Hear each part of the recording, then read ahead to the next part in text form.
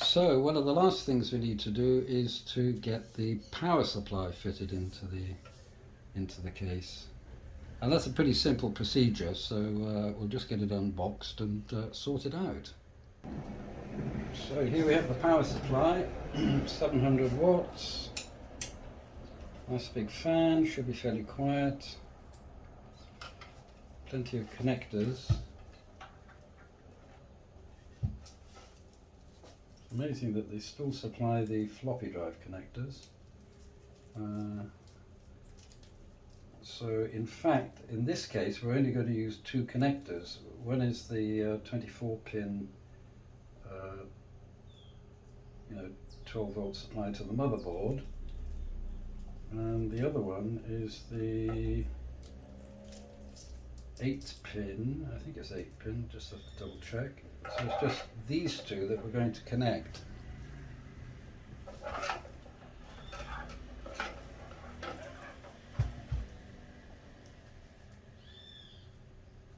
These two here. And the rest are pretty much redundant for the time being.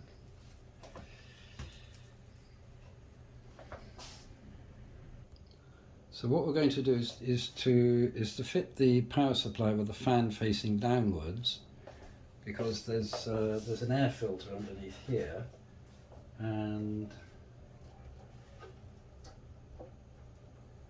well, I'm glad I put those wires in earlier. So the idea is, yeah, the power supply comes with a mains cable, and also a little bag of black screws for screwing the power supply into the case.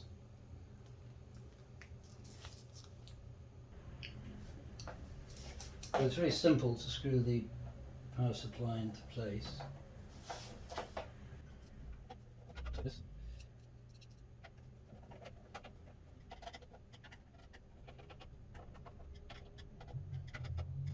There you go, that's not going anywhere.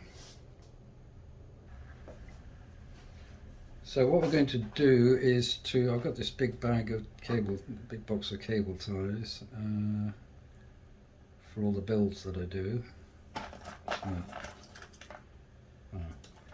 So what we need to do is I'm just going to isolate all these that we're not using, because we're using just those two, then put them somewhere out of the way.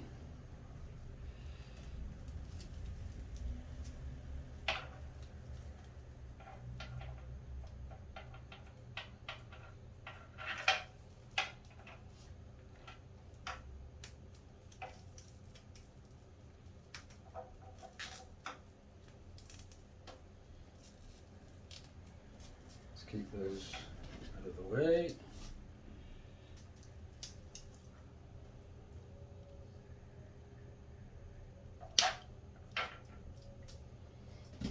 And you've probably seen these things, these awful things. What they are, in fact, are like metal wires covered with a plastic coating. And it's not advisable to use these for tidying up the cables in the case, because if the plastic coating comes off, you just got bare wires showing, and the last thing you wanted in a computer are bare wires. And so I just keep these for different uses that don't involve electrical equipment. So never use these. Cable ties, on the other hand, are brilliant. As you can probably see, there are some handy little holes here for taking for feeding cables through. For a start, you've got this one at the top, which is for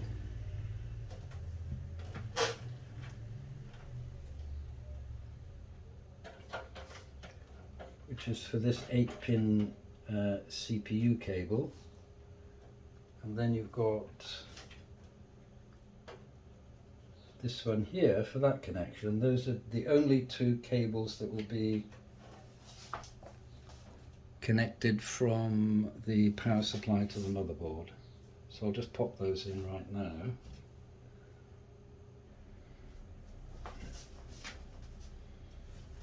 As you can probably see, I've had to bend this a little bit, bend it over a little bit to get it to fit, and it'll only go in one way because there's a little catch here where my thumb is.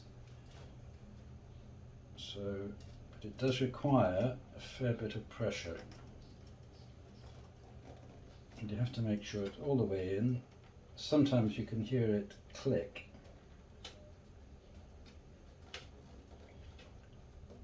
But not always. You can feel if there's a gap. And I usually run my finger around it just to make sure it's fully home. You see?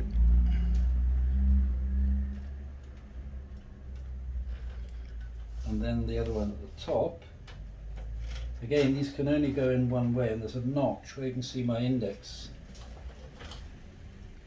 Where you can see my index finger here, there's a little notch which will mate up with that catch. So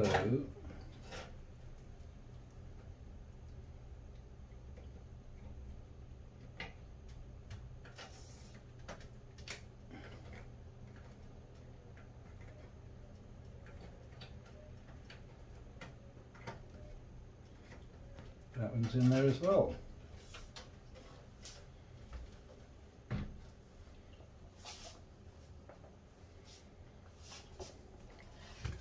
So as you can see, that's the PC assembled,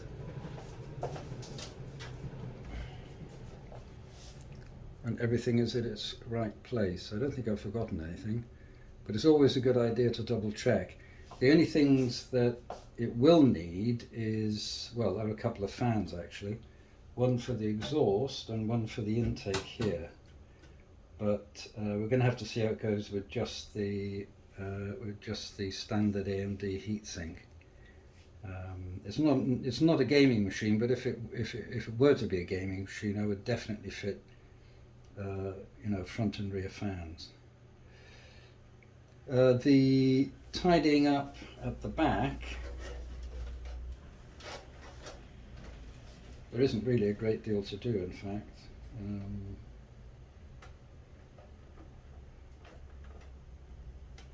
Just a few cable ties here and there, because there really isn't much in the way of cabling. And I've hidden the rest of the power supply cables which we're not using under here. You could actually fit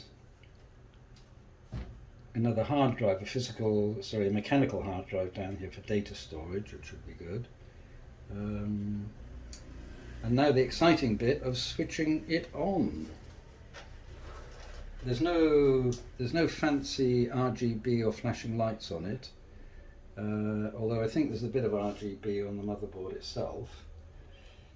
So that's not all the way in.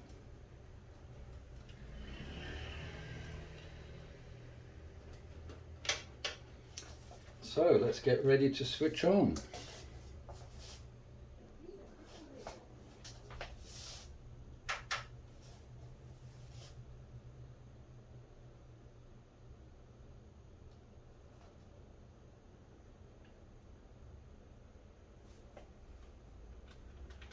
That's better.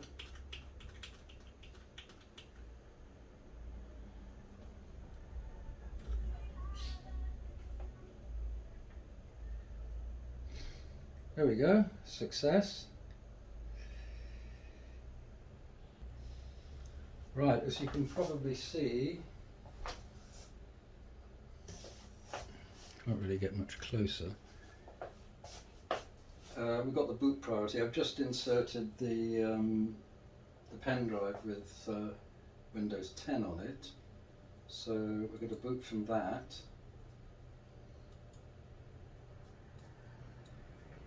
And save and exit. Now, installing Windows should take, I don't know, no longer than a few minutes actually. It's so quick nowadays with NVMe's and pen drives and everything. So let's see how fast that is.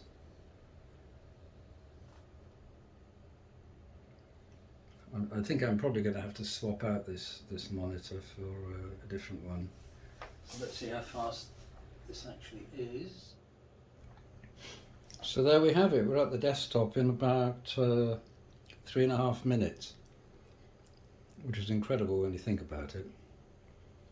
Well, everything seems to be going according to plan, and now what I'm going to do the old-fashioned way is to install the drivers off the DVD that came with the motherboard using a portable DVD drive over there sitting on top of the case. So let's get that done.